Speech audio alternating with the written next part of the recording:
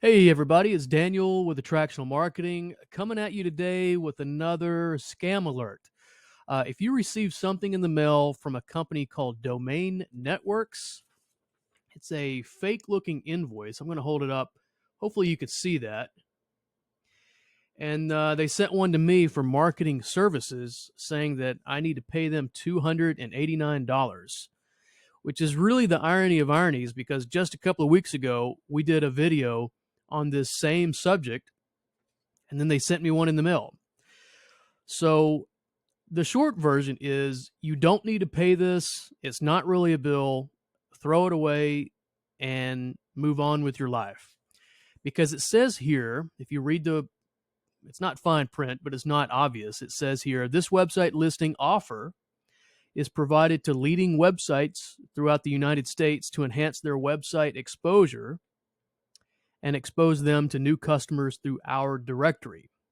So basically, when you pay this, you're really signing up to put your website on their directory.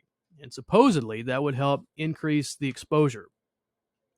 But if it's so good, then why do they need to trick you into doing it? But I digress. And then it says here in all caps, this is not a bill. This is a solicitation. You're under no obligation to pay the amount stated above unless you accept this offer.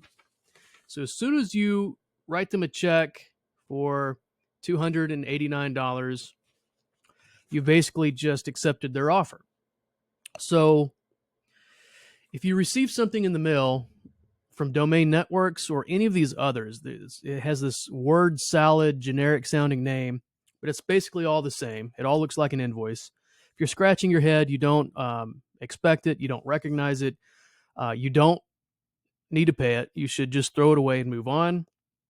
It's crazy that these things are sent out. I've received lots of them through the years, and we have clients that have received them. It's not something from us.